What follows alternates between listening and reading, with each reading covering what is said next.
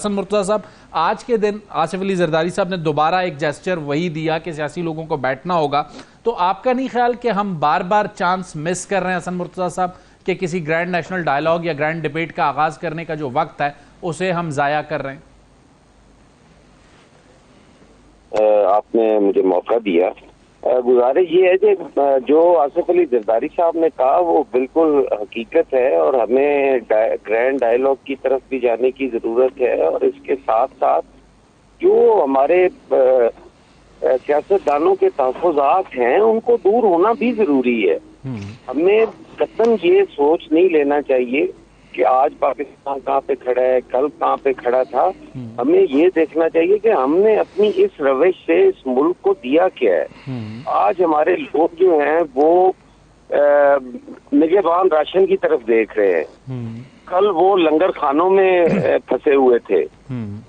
یہ کب تک اس قوم کو بالکل بھکاری بنا دیا گیا ہے، وہ کوئی دور بھی ہو. میں سمجھتا ہوں کہ ہمیں ان کی بہتری کے لیے کوشش کرنی چاہیے. ہمیں ڈائیلاگ کی طرف جانا چاہیے، اور ہمارے جو دوست پی ٹی آئی کے ہیں ان کو بھی اس چیز کی، وہ بھی جانتے ہیں اس چیز کو، وہ بھی سیاستدان ہے نا.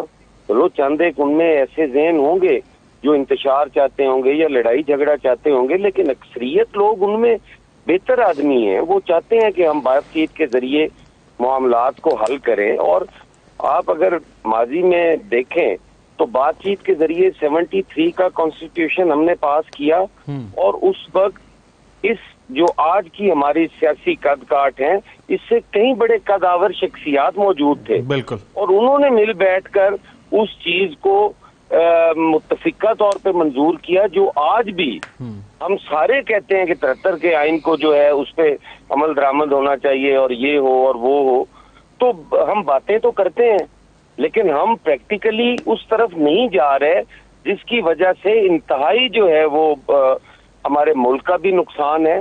آج کے الیکشن اگر کوئی دوست یہ سمجھتا ہے کہ آج کا الیکشن جو ہے اس کے ریزلٹس ٹھیک نہیں ہیں اور اس پہ تحفظات ہیں، تو 18 میں کیا ہوا تھا؟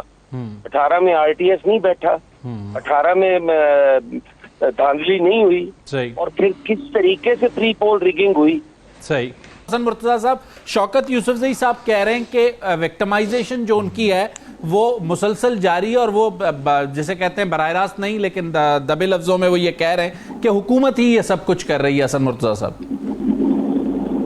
دیکھیں جی، شوکت صاحب نے ایک بات بڑی اچھی کی کہ تمام اداروں کو اپنی اپنی حدود میں رہ کے کام کرنا چاہیے، لیکن اس کے ساتھ ساتھ یہ بھی نہیں تسلیم کرنے کو تیار کہ ان کو ہم کام کرنے دیں. اب دیکھیں، اگر ان سے سیٹیں چھینی گئی ہیں، ہم سمجھتے ہیں کہ زیادتی ہے، لیکن اس زیادتی کا فیصلہ کسی کورٹ نے کرنا ہے، کسی ریلیونٹ فورم نے کرنا ہے، کسی الیکشن کمیشن نے کرنا ہے. بھائی ان سے سیٹیں کوئی پی ایم ایل این نے چھینی، کوئی پاکستان پیپلز پارٹی نے چھینی، کوئی جے یو آئی نے چھینی. ان سے سیٹیں اگر یہ سمجھتے ہیں کہ چھینی گئی ہیں تو الیکشن کمیشن کی طرف سے، اور اس کی اپیل کا حق یہ رکھتے ہیں. آج عدالتیں جو ہیں وہ آزاد ہیں. ہم نے تو کینگرو کورٹس کا بھی مقابلہ کیا ہے، ہم نے تو بھٹو کا عدالتی قتل بھی جو ہے وہ بھی سہا ہے.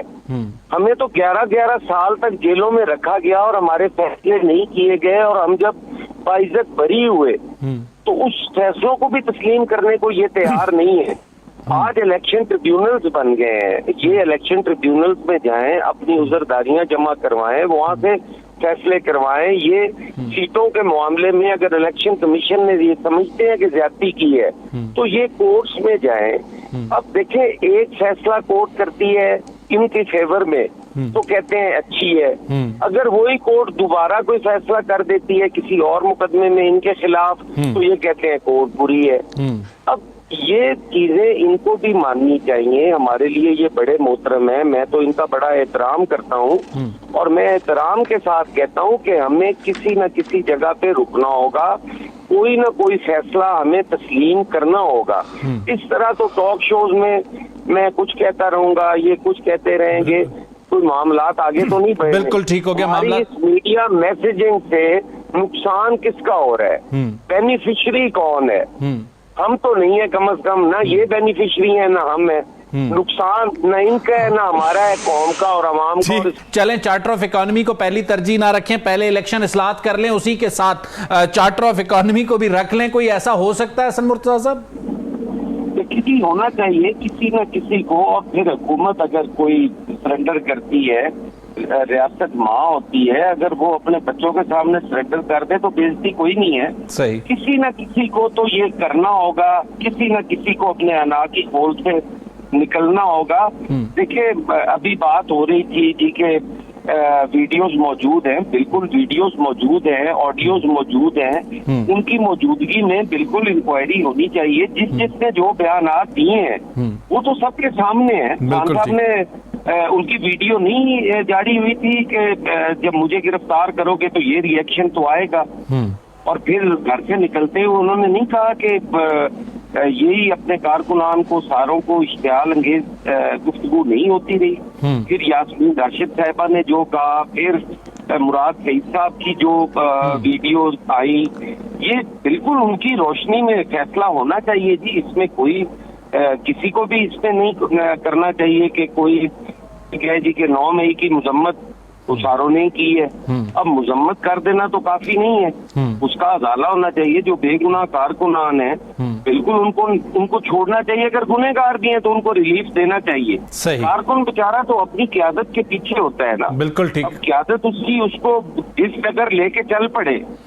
मैं समझता हूँ कि ये जो एक प्रेस कॉन्फ्रेंस करके जो बेगुनाह हुए हैं और जिनको खुला मैदान दिया गया है, दरअसल तो उनको सजाएं होनी चाहिए। बिल्कुल ठीक। दरअसल तो वो कल्प्रेट है।